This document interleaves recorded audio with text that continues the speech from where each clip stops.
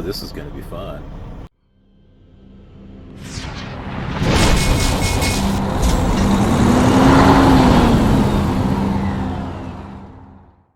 Hello, truckers, drivers, and adventurers. I am, hey, what's up? The Killer Awesome Trucker. We don't have any loads, plans, or anything like that. I have been trying to get some information in regards to the permit book. Looks like what I can do is just grab my old permit book, and then I've got a printout of the registration for the new truck. I just go ahead and just put that in there, because everything else is like a fleet permit.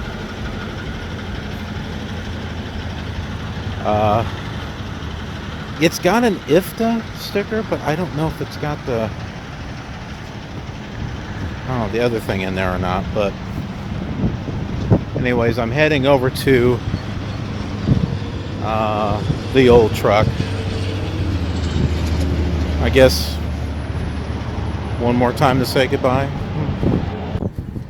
There she is, the poor girl, right up here. It's another day and we have a load, and basically be getting it after lunch. So I'm going to try this rice cooker that I've had for a bit. My wife had got it for me. I think it was for Christmas. According to the instructions here, you're supposed to fill this to the fill line. Well, what we're going to try doing here, I'm going to go ahead and put this in here. We're going to have to crunch it up a little bit.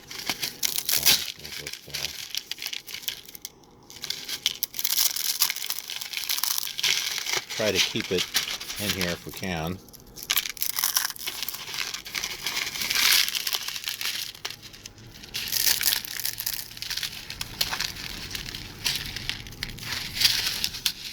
Now we're about ready to do our first mission in a Freightliner.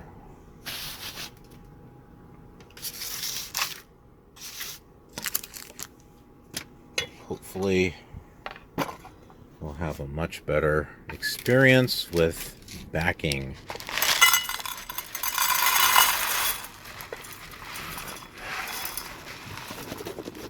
Pour that in there. There we go.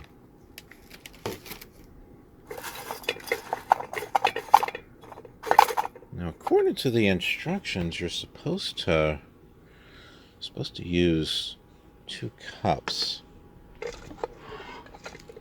This is supposed to fill it to the line. So you do that and then you microwave it. So I don't know. I mean, obviously we're not microwaving. I'm going to fill this here with water.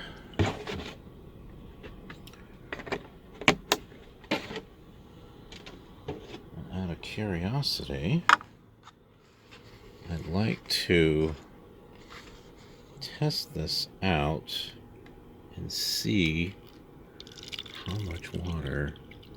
Whoa. A bit more water than I was expecting.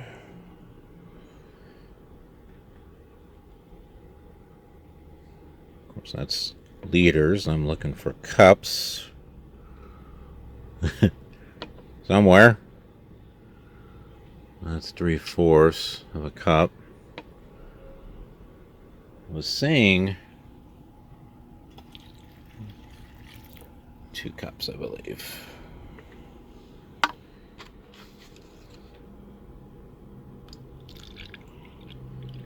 But oh, well, you know what? That's almost 2 cups because it's 3/4 of a cup right there. So that might be enough. Let's just add a little bit more.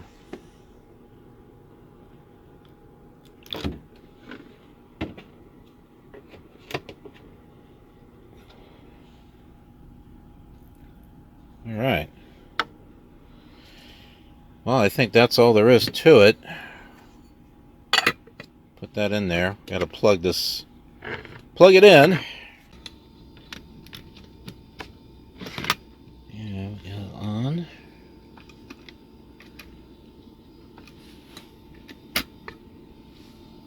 Let's see.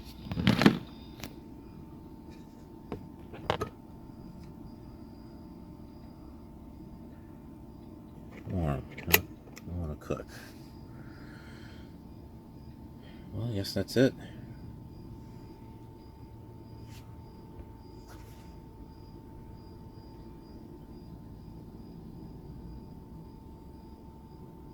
Now we just go ahead and just wait.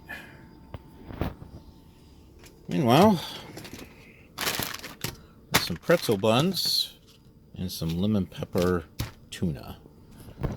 So I'm going to have a sandwich here to go with the ramen noodles. Now, I do have some sauce that I can put on here, but I'm not going to. I don't want to take away from the lemon pepper taste. So, but pretzel buns, oh my goodness. Anything pretzel I like.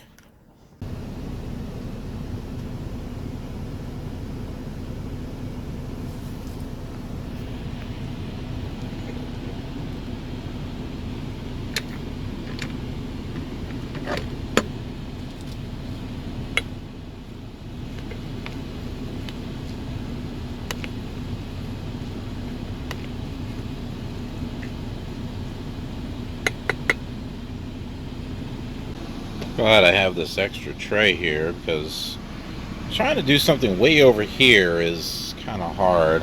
That's one thing I liked about my International better, is the tray kind of came out a little quicker. Alright, so what it does is it comes up and goes to warm, which we can go ahead and unplug this now.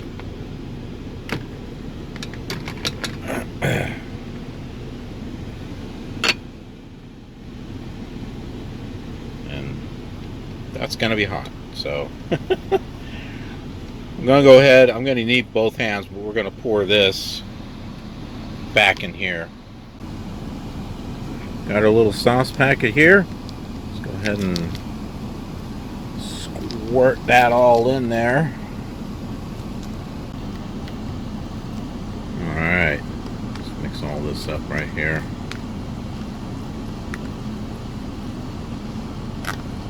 And it gives me a chance to eat now, because we're going to be on the road quite a bit and kind of late too.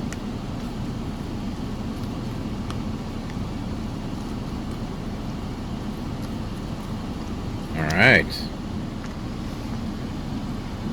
This is probably really hot.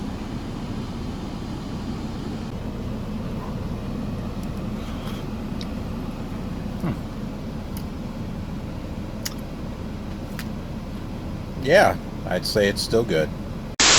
Did the pre-trip, so we're done, and it's time to get moving. So before we do that, let's talk about where we're going as far as the pickup and where it's being delivered. We are going to Akron, Ohio for the pickup. It is actually at an Amazon distribution center. Well, that's new. I haven't done this one before. But here you go. It is right there. Let's see. So the way in, I bet this, that looks like it. That's got to be it. The way in's got to be over here. That's for cars.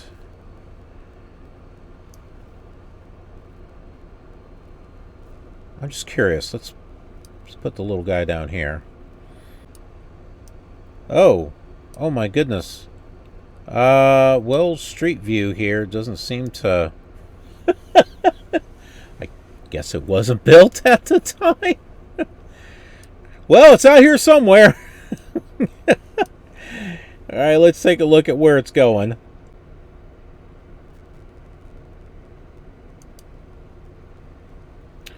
right over here to Rockford, Illinois. We're going to an airport. It's UPS at the airport at Rockford. Oh my goodness. All right, this is a flight simmer's dream come true right here. Making a delivery to an airport. This is going to be cool.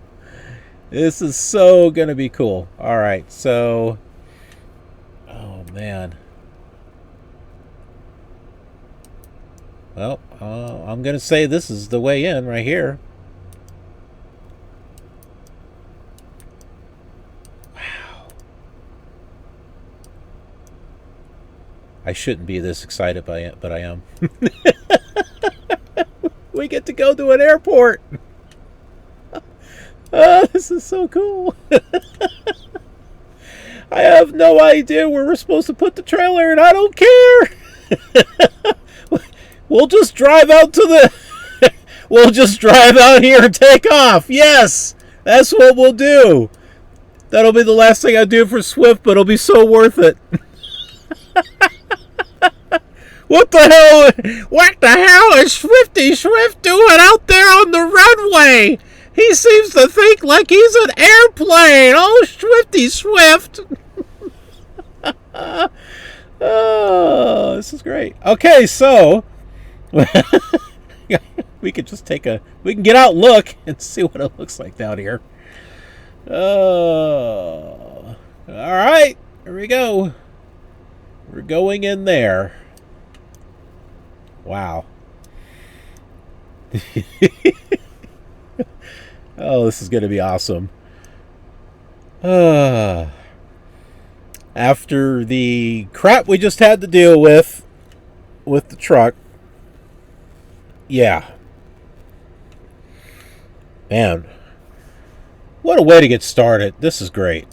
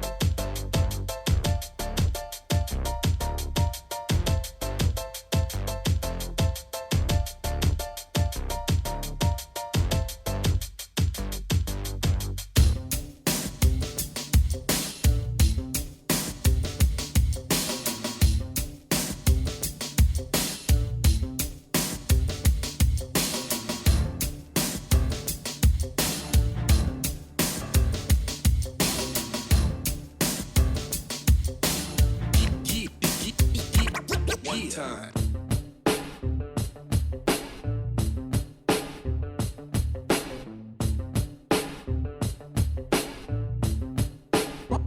Rhyme Slayer.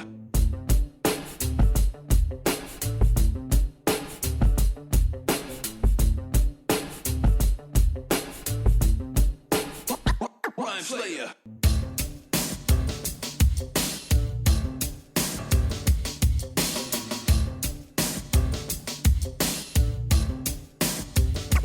One time.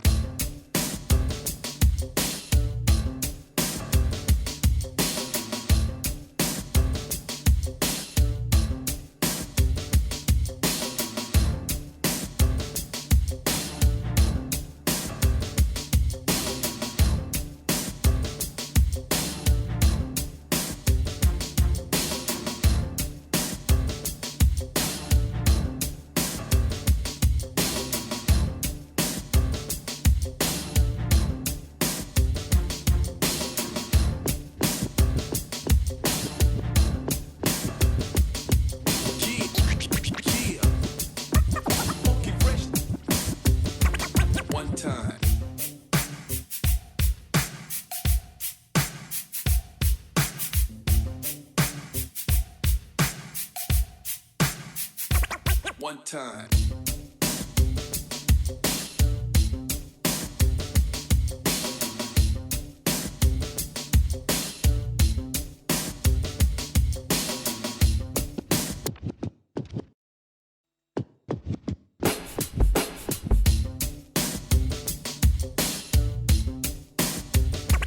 One time.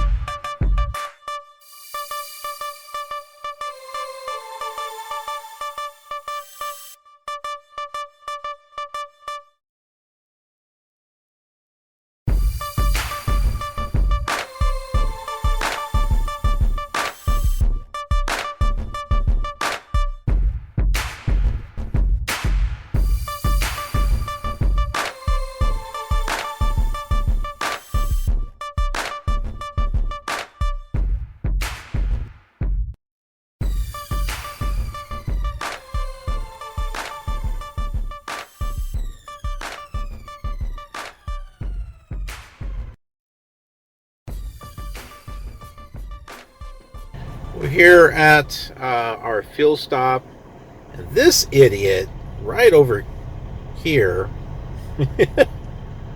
is out in the middle of nowhere. Well, I'm just going to park out here in the middle and go wait for the next one to open up. No, man, pick a freaking lane. Pick a damn lane and wait there so that the way the rest of us can get in here. Jeez.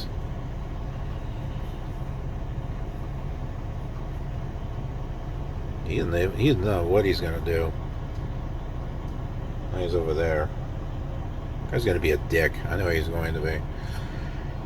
So, where are we? We are in Burbank, California, Ohio, out of Loves, and this is going to go on my list of favorites. That's because there just happens to be a Bob Evans right across the freeway. So, in the future, this may be a cool place. Oh, there's a Pilot over there too. I might actually like that one better. Yeah. Yeah, I think I might put that Pilot in there. But yeah, no, that way you can go to Bob Evans right across the street. Oh, and you guys didn't see it.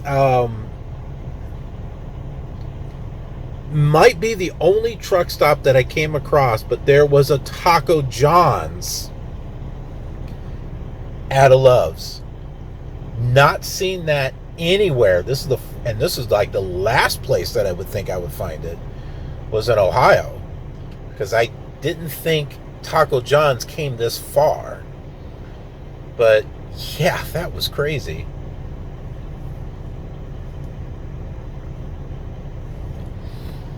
Yeah, he was going for that right there.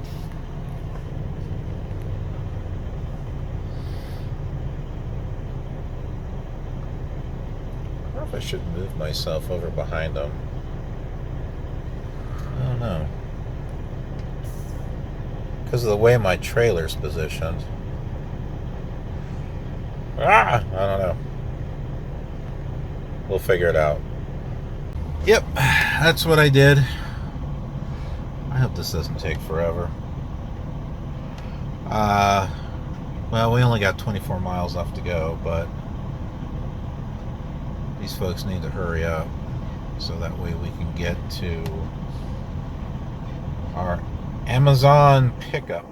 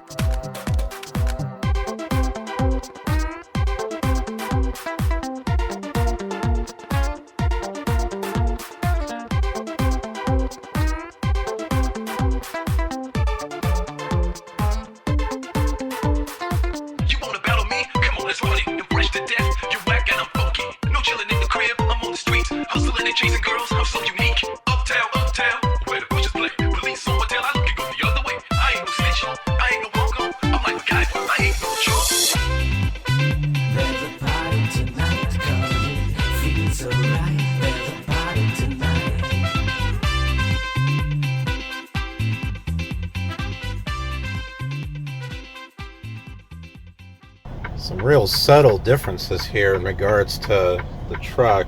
So like when I hit the kingpin release, it doesn't go, it doesn't make any sound at all. But if I don't hold it long enough, there's a message that shows up here saying I got to hold it for 3 seconds. Hopefully this worked. We'll find out. Nope, it sure didn't. I hope I can pull it out.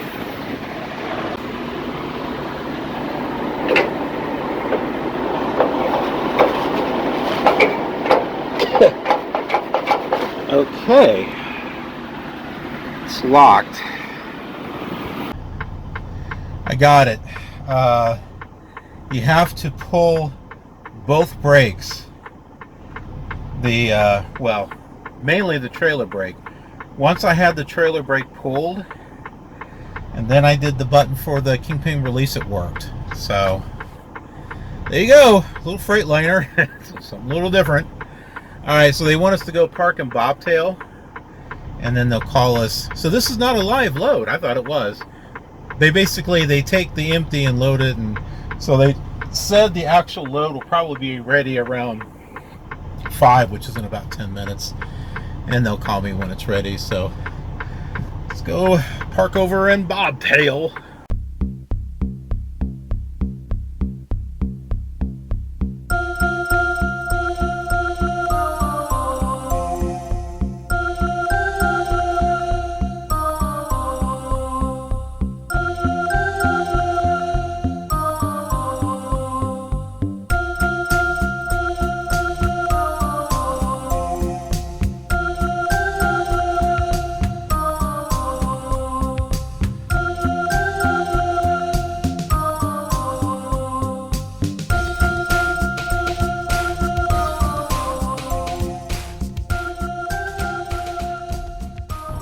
After driving an international for 6 months, actually longer because there was the international with my mentor, now driving this Freightliner, holy crap, I can actually turn this thing relatively easy.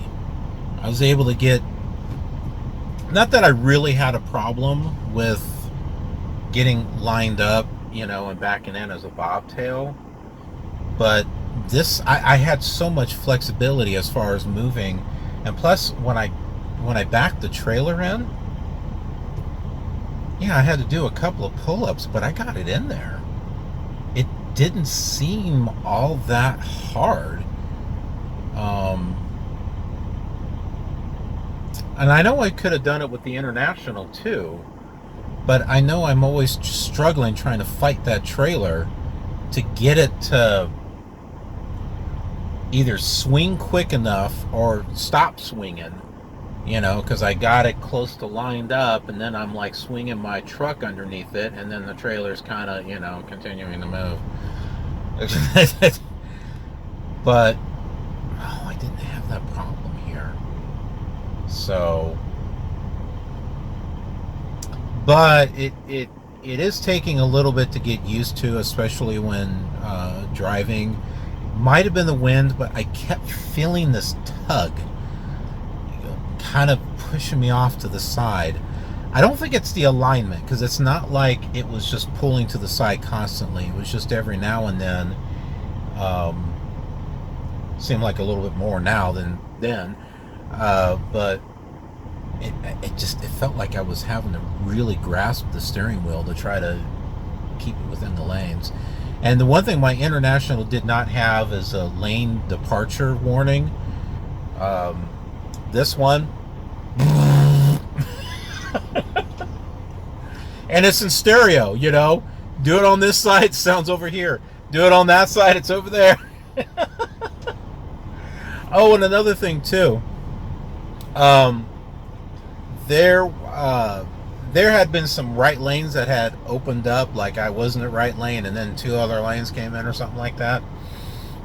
So there were 2 lanes over to the right of me, and I was going to move over to the next lane. There was a car that passed. I was like, okay, and it's clear. But then I saw on the second right lane, another car was coming, and I decided I wonder. I was watching him. I started to move over, and then I saw he was in the lane next to me. So it wasn't like a oh crap type of thing. It was just kind of like I was going to start moving, and then I looked over and I saw him because I was looking at my mirror. A word for you four-wheelers out there.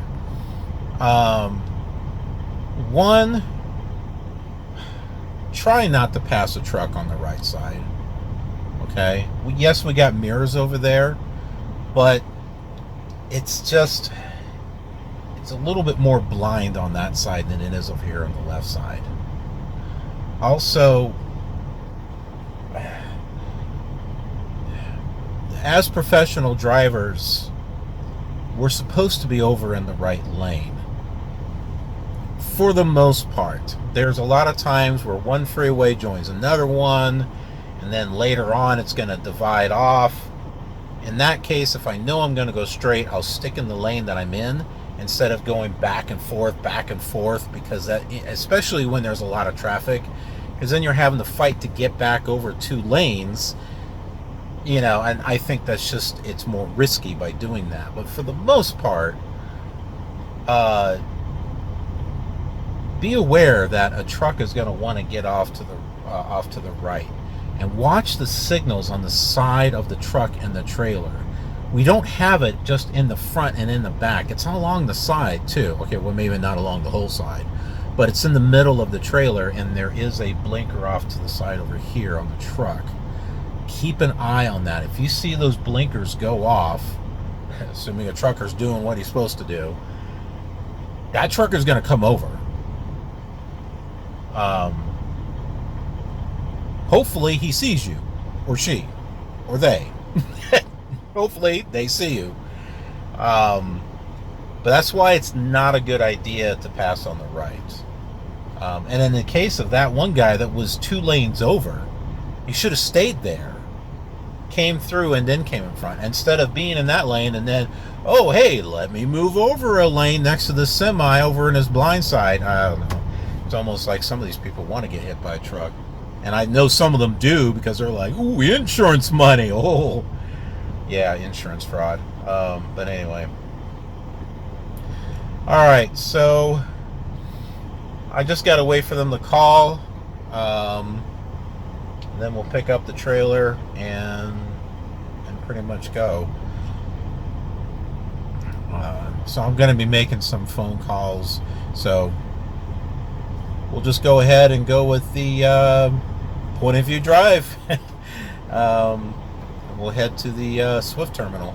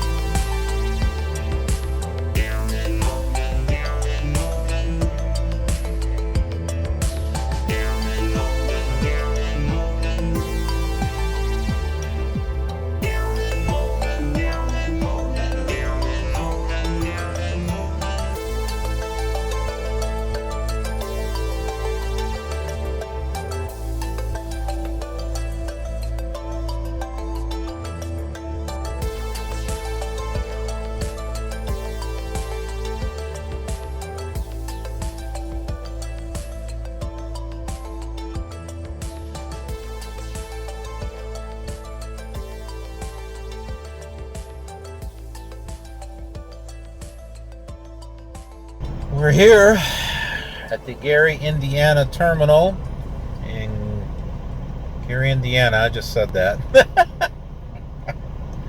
Holy crap. Drove non-stop. And hopefully the POV drive worked. Oh, it may have. Okay, I clicked stop. It was a long POV. Wow.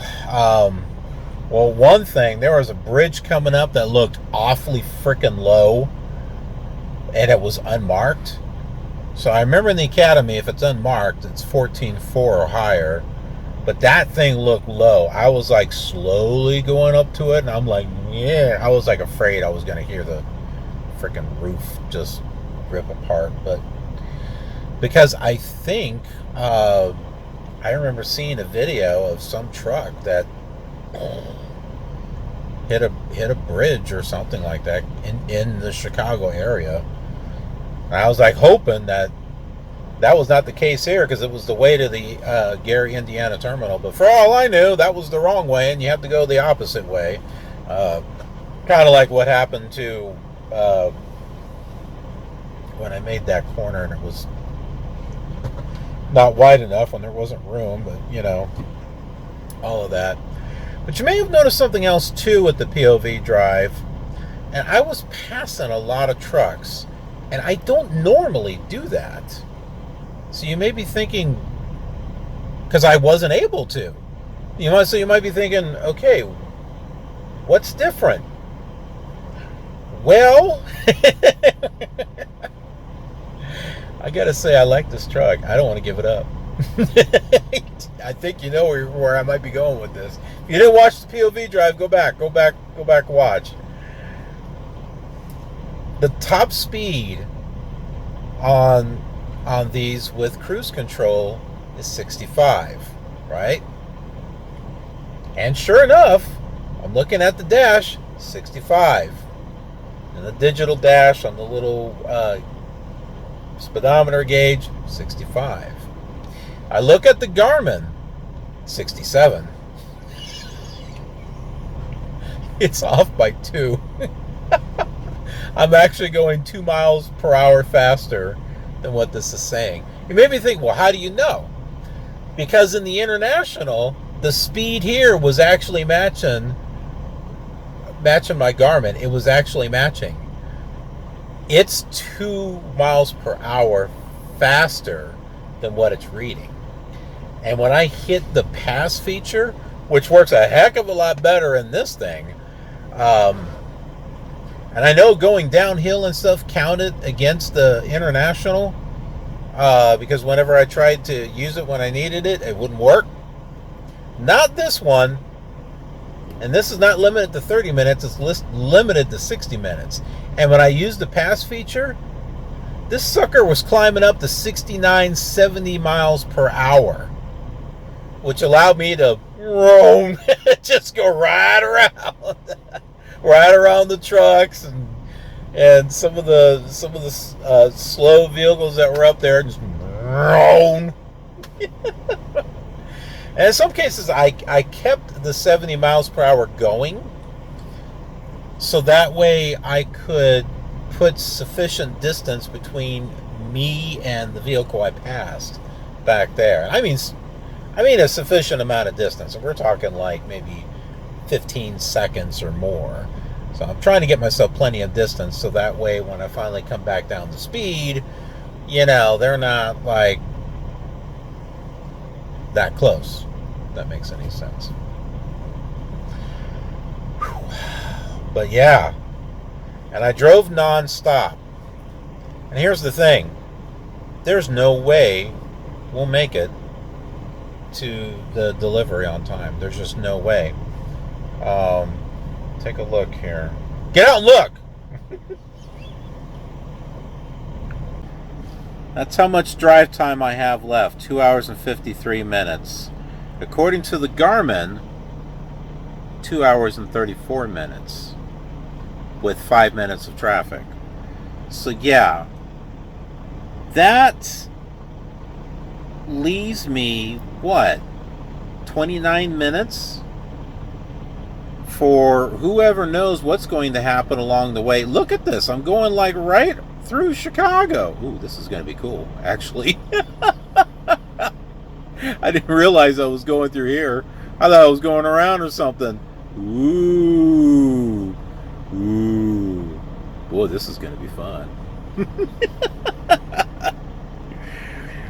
But yeah, anything can happen here. Look what we're going to go through.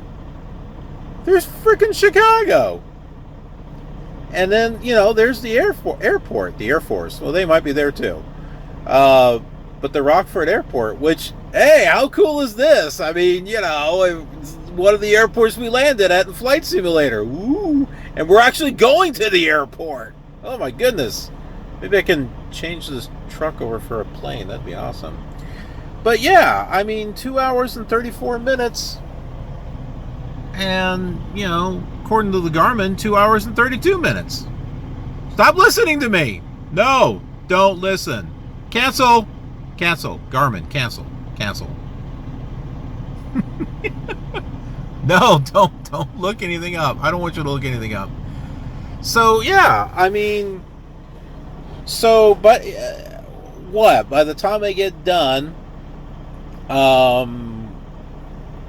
I might have 15 or 20 minutes to find a place to park.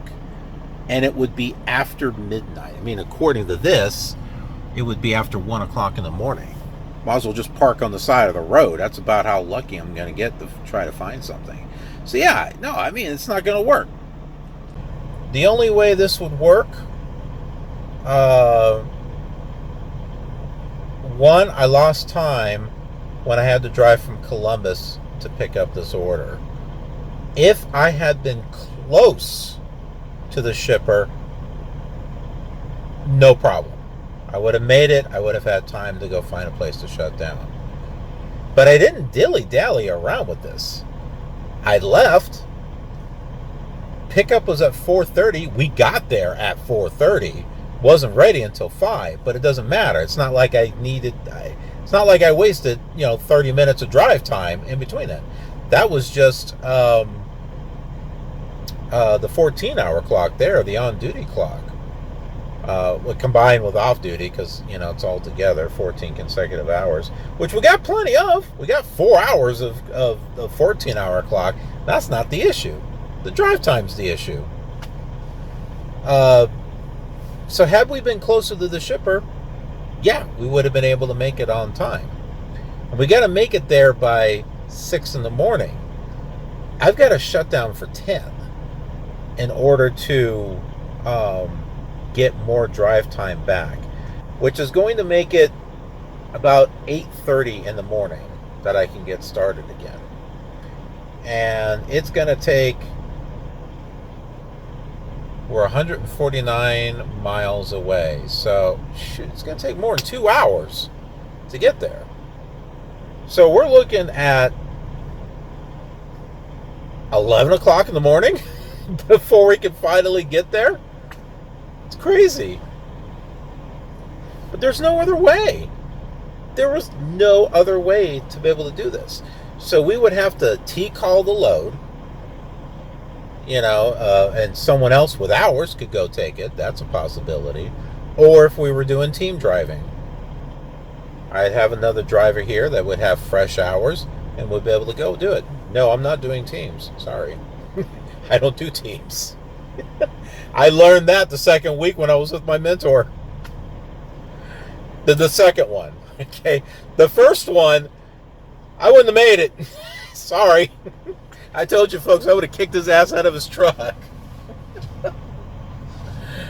Oh, yeah. So there's just no way. So I got to put in a macro 22.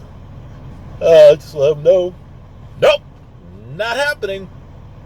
Unless you want someone to come and take this load.